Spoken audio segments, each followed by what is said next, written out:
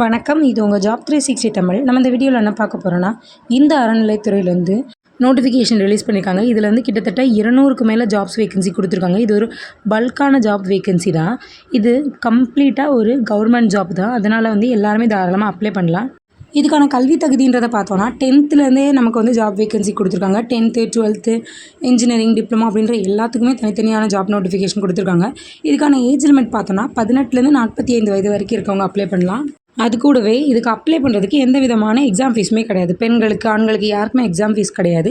இதுக்கான லாஸ்ட் டேட்டுன்னு பார்த்தோன்னா 8/1/2025 நம்ம அப்ளை பண்ணணும். இப்போ இந்த ஜாப்க்கான சேலரி என்ன, ஏஜ் லிமிட் என்ன, எஜுகேஷன் குவாலிஃபிகேஷன் என்ன எல்லாத்தையுமே வந்து டீட்டெயிலாக இந்த வீடியோவில் பார்க்கலாம். அதுக்கு முன்னாடி இது மாதிரி யூஸ்ஃபுல்லான ஜாப் நோட்டிஃபிகேஷன் பார்க்குறதுக்கு நம்ம சேனலையும் சப்ஸ்கிரைப் பண்ணி வச்சுக்கோங்க. அது கூடவே பெல் ஐக்கான் ஆல் செட் பண்ணி வச்சிட்டிங்கன்னா இதை மாதிரி யூஸ்ஃபுல்லான ஜாப் வரும்போது நான் அதை வீடியோ போட்டேன்னா உங்களுக்கும் வரும். வாங்க இப்போ வீடியோக்குள்ளே போகலாம். இந்த நோட்டிஃபிகேஷன் வந்து இந்த அறநிலைத்துறையிலேருந்து ரிலீஸ் ஆயிருக்குன்னு சொல்லியிருந்தேன். எந்த கோயிலுக்கான நோட்டிஃபிகேஷன் பார்த்தோன்னா, பழனி ஆண்டவர் கோயில் இருக்குல்ல, அந்த கோயிலில் தான் இந்த நோட்டிஃபிகேஷன் வந்து நமக்கு ரிலீஸ் பண்ணியிருக்காங்க. இதில் ஃபஸ்ட் எடுத்தோடனே நமக்கு வந்து ஏஜ் லிமிட் பற்றி கொடுத்துருக்காங்க. ஏஜ் லிமிட்டை பொறுத்தளவுக்கு 18லேருந்து 45 வயதுக்கு உட்பட்டவங்க வந்து அப்ளை பண்ணிக்கலாம். இந்த நோட்டிஃபிகேஷன் வந்து ப்ரிப்பேர் ஆனது எப்போன்னு பார்த்தோன்னா 1/7/2024 இவ்வளோ வேகன்சி இருக்குது அப்படின்ற எல்லா டீட்டெயிலுமே வந்து ப்ரிப்பேர் பண்ணிட்டாங்க.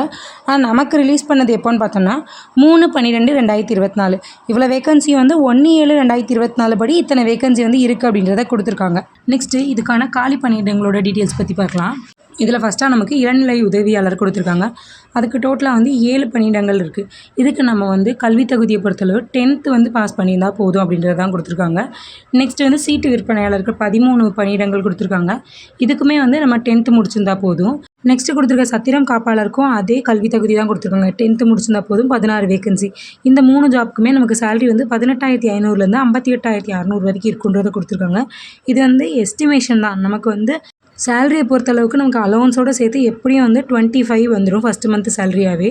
நெக்ஸ்ட் வந்து ஒவ்வொரு ஜாப்புக்கும் எவ்வளோ வேகன்சி கொடுத்துருக்காங்கன்றதை கொடுத்துருக்காங்க. இதெல்லாம் வந்து செக் பண்ணிவிட்டு நீங்கள் அப்ளை பண்ணுங்கள். நெக்ஸ்ட்டு சீரியல் நம்பர் 4லேருந்து 12வது வரைக்கும் கொடுத்துருக்க எல்லா ஜாப்புக்குமே நமக்கு வந்து கல்வி தகுதின்றது அவங்க கேட்கவே இல்லை. தமிழில் வந்து எழுத படிக்க தெரிஞ்சுதான் மட்டும் போதுன்றதை கொடுத்துருக்காங்க.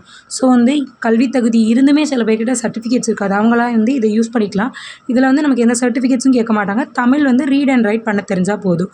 ஸோ கல்வி தகுதி இல்லாதவங்க கண்டிப்பாக வந்து இதெல்லாம் யூஸ் பண்ணிக்கோங்க. நிறைய பேர் வந்து இந்த ஜாப்புக்கெலாம் வந்து கண்டிப்பாக வந்து எடுக்க மாட்டாங்க, அவங்களுக்கு தெரிஞ்சவங்களுக்கு தான் எடுப்பாங்க அப்படின்றதுனால நிறைய பேர் அப்ளை பண்ணாமே இருப்பீங்க. தயவு செஞ்சு அப்ளை பண்ணிடுங்க. இதுக்கு எந்த எக்ஸாம் ஃபீஸும் கிடையாதுனால கொஞ்ச நேரம் டைம் ஒதுக்கி அப்ளை பண்ணிட்டா மட்டும் போதும். நமக்கு லக் இருந்துச்சுன்னா கூட நமக்கு கிடைக்கிறதுக்கு நிறைய சான்ஸ் இருக்குது. நெக்ஸ்ட் வந்து தொழில்நுட்ப காலி பணியிடங்கள் கொடுத்துருக்காங்க. அதாவது டிகிரி அண்ட் டிப்ளமோ முடிச்சவங்களுக்கு என்னென்ன வேகன்சின்னு கொடுத்துருக்காங்க. இதில் உதவி பொறியாளர் பார்த்தோன்னா டிகிரியில் இன்ஜினியரிங் முடிச்சிருக்கோம். இன்ஜினியரிங்லேயுமே வந்து எலக்ட்ரானிக் அண்ட் கம்யூனிகேஷன் இன்ஜினியரிங் முடிச்சவங்களுக்கு இருக்கும்.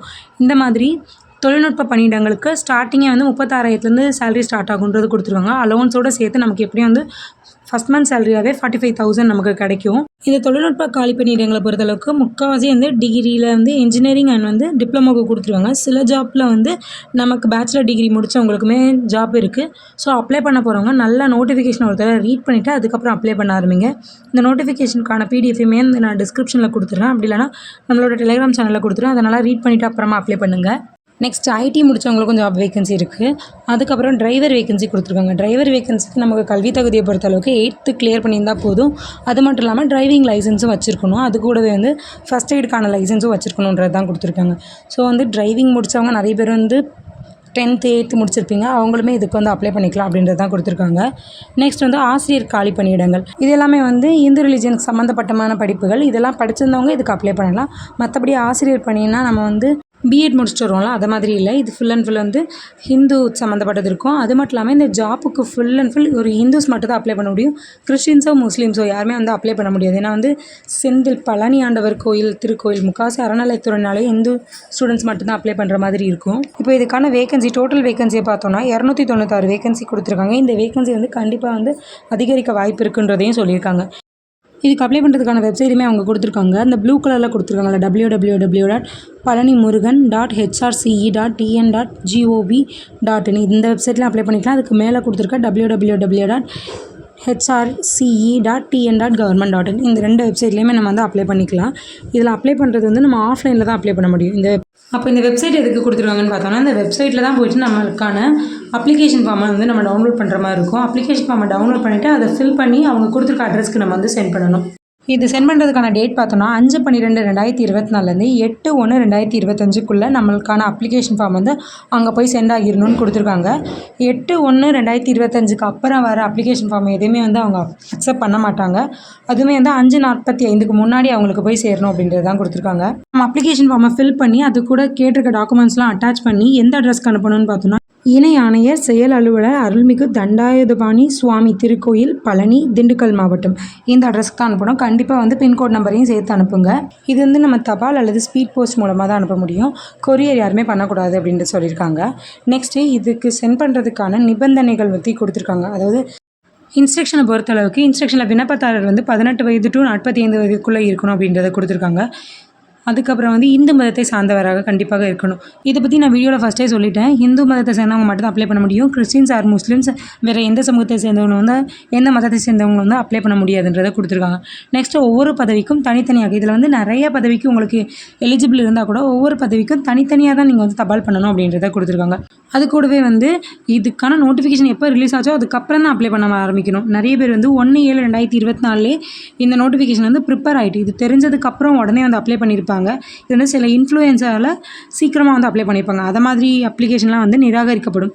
இதுக்கான நோட்டிஃபிகேஷன் எப்போ வந்து கவர்மெண்ட் சைட்லேருந்து ரிலீஸ் ஆச்சோ அதுக்கப்புறம் அப்ளை பண்ணுறவங்களோட நோட்டிஃபிகேஷன் மட்டும் தான் வந்து அக்செப்ட் பண்ணப்படும் அப்படின்றத கொடுத்துருக்காங்க. அதுக்கப்புறம் ஜென்ரல் இன்ஸ்ட்ரக்ஷன் மாதிரி தான் இது கூட வந்து நம்மளோட கல்வி சான்றிதழ் நம்மளுக்கான வயசுக்கான சான்றிதழ் அதாவது 10th 12th டிசிஸ் இதெல்லாம் வந்து வைக்கணும் அப்படின்றது தான் கொடுத்துருக்காங்க. இந்த சர்டிஃபிகேட்ஸ் கூட நம்ம வந்து அட்டஸ்டட் வாங்கியிருக்கணும். அதாவது க்ரீன் இங்கில் வந்து சைன் பண்ணுவாங்கள்ல அந்த மாதிரி அதிகாரிகள்கிட்ட வந்து சைன் வாங்கியிருக்கணும் அப்படின்றத கொடுத்துருக்காங்க. நெக்ஸ்ட்டு இந்த ஜாப்க்கு நீங்கள் செலக்ட் ஆகிட்டீங்க அப்படின்ற பட்சத்தில் நம்மளோட நியர்பையில் இருக்க ஸ்டேஷன்லேருந்து போலீஸ் வெரிஃபிகேஷன் பண்ணி வாங்கியிருக்கணும். அது மட்டும் இல்லாமல் உடல் தேர்வு நம்மளோட கவர்மெண்ட் ஹாஸ்பிட்டலில் போயிட்டு ஒரு ஃபிட் சர்டிஃபிகேட் வாங்கி வச்சுருக்கணும் அப்படின்றத கொடுத்துருக்காங்க. அது மட்டும் இல்லாமல் இதில் வந்து நமக்கு இன்டர்வியூ போகும்போது அதுக்கான பயணத்துக்கு ஆகிற செலவெல்லாம் வந்து நம்ம தான் பார்த்துக்கணும். அதுக்கான செலவு எதுவுமே வந்து அந்த கவர்மெண்ட் சைட்லேருந்து தரமாட்டாங்க அப்படின்றது தான் கொடுத்துருக்காங்க. அது கூடவே வந்து நீங்கள் எந்த போஸ்ட்டுக்கு அப்ளை பண்ணுறீங்களோ அந்த போஸ்ட்டுக்கான நேமை வந்து நம்மளோட அப்ளிகேஷன் ஃபார்மை ஃபில் பண்ணி அனுப்புவோம்ல அந்த தபால் உரைக்கு மேலே எழுதியிருக்கணும் அப்படின்றத கொடுத்துருக்காங்க. அது கூட வந்து இன்டர்வியூ போகும்போது நம்மளுக்கான ஒரிஜினல் சான்றிதழ் கல்வி தகுதி மற்றும் பிற சான்றிதழ்களை வந்து எடுத்துகிட்டு போகணும் அப்படின்றது தான் கொடுத்துருக்காங்க. இது மாதிரி ஜென்ரல் இன்ஸ்ட்ரக்ஷன் தான் இந்த நிபந்தனைகள் கொடுத்துருக்காங்க. ஒரு தடவை நோட்டிஃபிகேஷனை வந்து டவுன்லோட் பண்ணி ரீட் பண்ணி பார்க்கும்போது உங்களுக்கு இதெல்லாம் புரிஞ்சிடும். நெக்ஸ்ட் இந்த நோட்டிஃபிகேஷனில் என்ன கொடுத்துருக்காங்கன்னு பார்த்தோன்னா இந்த ஜாப்க்கு அப்ளை பண்ணுறதுக்கான அப்ளிகேஷன் ஃபார்ம் தான் கொடுத்துருக்காங்க. சிம்பிளாக அப்ளை பண்ணுற மாதிரி தான் அப்ளிகேஷன் ஃபார்ம் இருக்குது. ஸ்டார்டிங்கில் வந்து உங்களோட ஃபோட்டோஸ் வந்து ஒட்டிக்கோங்க. ஃபோட்டோஸ் வந்து கிராஸாக சைன் பண்ணணும் அப்படின்றத கொடுத்துருக்காங்க. நெக்ஸ்ட் நோட்டிஃபிகேஷனை பார்த்தா உங்களோட பேர், கணவரார் தந்தை பேர், அதுக்கப்புறம் பிறந்த தேதி, பாலினம், நிரந்தர முகவரி இதை மாதிரி சிம்பிளாக தான் வந்து அப்ளிகேஷன் ஃபார்ம் கொடுத்துருக்காங்க. இதில் அப்ளை பண்ணுறதுல உங்களுக்கு ஏதாவது டவுட் இருந்துச்சுன்னா அல்லது சந்தேகம் வேறு ஏதாவது வந்துச்சுன்னா கூட நீங்கள் கமெண்ட் பண்ணுங்கள், நான் அதுக்கு ரிப்ளை பண்ணுறேன். அப்ளை பண்ணுறதுக்கான வீடியோ வேணும்னாலும் நீங்கள் கமெண்ட் பண்ணி கேளுங்க, நான் அதுக்குமே வந்து வீடியோ மேக் பண்ணி போடுறேன்.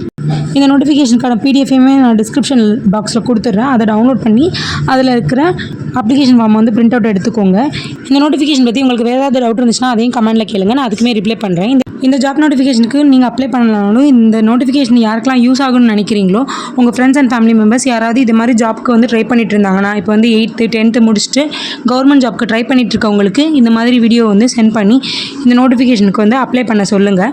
வீடியோ யூஸ்ஃபுல்லாக இருந்துச்சுன்னா லைக் பண்ணிவிட்டு சேனலை சப்ஸ்கிரைப் பண்ணி வச்சுக்கோங்க. அப்போ தான் நான் போடுற அடுத்தடுத்த ஜாப் நோட்டிஃபிகேஷன் உங்களுக்கும் வரும். உங்களுக்கு இது மாதிரி வேறு ஏதாவது ஜாப் நோட்டிஃபிகேஷன் பற்றி தெளிவாக வந்து எக்ஸ்பிளைன் பண்ணணும்னா தமிழ்லேயே அதுக்கான டீட்டெயில்ஸ்லாம் தெரிஞ்சுக்கணுன்னா அது எதை பற்றின நோட்டிஃபிகேஷன் அது என்ன ஜாப் அப்படின்றத மட்டும் வந்து கமெண்ட்டில் சொல்லுங்கள். நான் அதுக்குமே தெளிவாக தமிழில் எக்ஸ்பிளைன் பண்ணி வீடியோ மேக் பண்ணி போடுறேன். உங்களுக்கு தெரியாத ஏதாவது ஜாப் நோட்டிஃபிகேஷன் இங்கிலீஷில் இருந்ததுன்னா கூட நீங்கள் அதுக்கான நேமையை வந்து மென்ஷன் பண்ணுங்கள், நான் அதுக்குமே வீடியோ மேக் பண்ணி போடுறேன். இதை மாதிரி ஒர்க் பண்ணுறதுக்கு நீங்கள் கொடுக்குற ஒவ்வொரு லைக் அண்ட் ஷேர்ஸ் தான் வந்து சப்போர்ட் மாதிரி இருக்கும். ஸோ வந்து வீடியோ யூஸ்ஃபுல்லாக இருந்துச்சுன்னா லைக் அண்ட் ஷேர் பண்ணிக்கோங்க. அதுதான் எனக்கு வந்து அடுத்தடுத்த வீடியோ மேக் பண்ணுறதுக்கு ஒரு மோட்டிவாக இருக்கும். தேங்க்யூ.